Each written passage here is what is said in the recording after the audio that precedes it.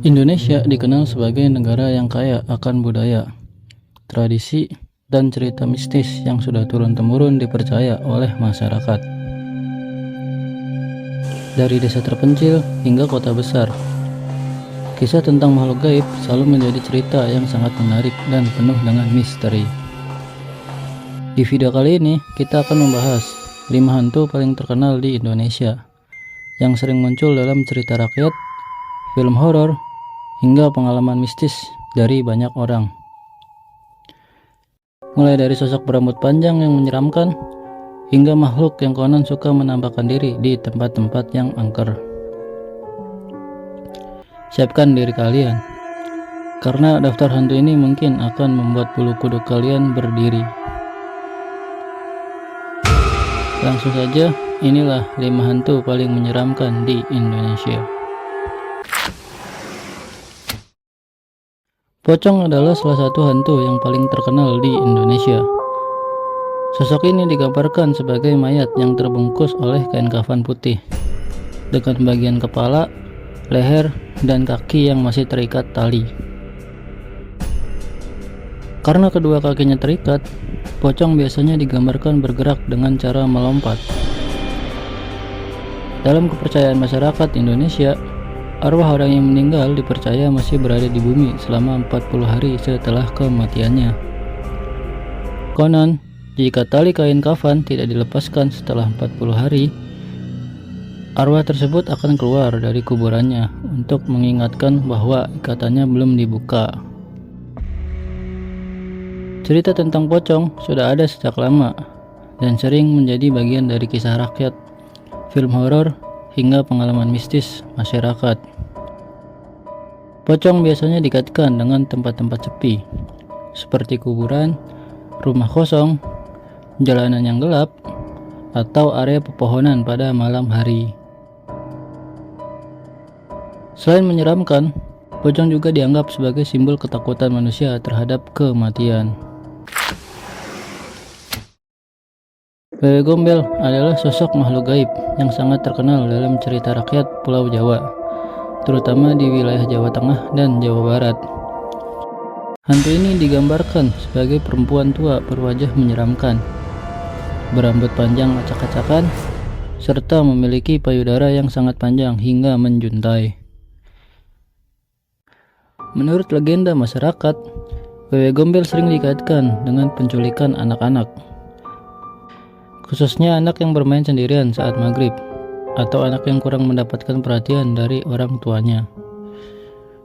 Namun berbeda dengan hantu jahat lainnya, Wewe Gombel dipercaya tidak selalu menyakiti anak-anak.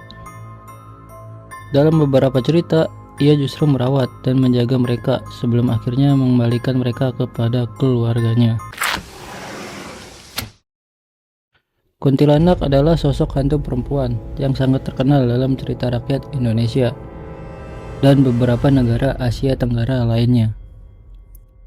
Kuntilanak biasanya digambarkan sebagai wanita berambut panjang, berpakaian putih, berwajah pucat, dan memiliki suara tertawa yang menyeramkan.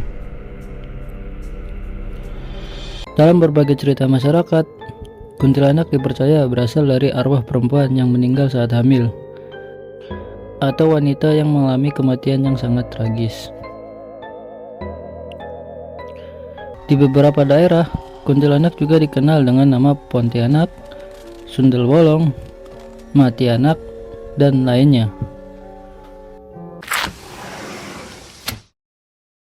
Tuyul adalah salah satu makhluk gaib yang dipercaya berbentuk seperti anak kecil berkepala botak, bertubuh mungil, dan sering dikaitkan dengan pencurian uang secara gaib. Dalam berbagai kisah, tuyul disebut sebagai makhluk peliharaan manusia yang digunakan untuk mencari kekayaan secara instan. Konon, orang yang memelihara tuyul harus melakukan ritual tertentu dan memberikan tumbal atau perawatan khusus agar tuyul tetap patuh kepada majikannya. Cerita tentang tuyul sudah berkembang sejak lama di masyarakat Jawa dan beberapa daerah di Indonesia. Nama tuyul sering dikaitkan dengan roh anak kecil yang meninggal dunia atau makhluk gaib yang dipanggil melalui ilmu hitam. Genderuwo adalah salah satu makhluk gaib berbadan besar, berbulu lebat, bermata merah menyala, dan memiliki wajah yang sangat menyeramkan. Dalam berbagai kisah mistis, genderuwo dipercaya menghuni tempat-tempat sunyi seperti hutan, pohon besar, bangunan kosong, hingga area yang jarang dilewati oleh manusia.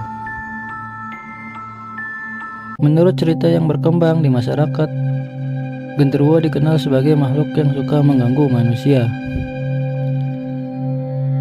Gangguannya bisa berupa suara aneh di malam hari, penampakan bayangan hitam besar, hingga aroma tidak sedap yang muncul secara tiba-tiba.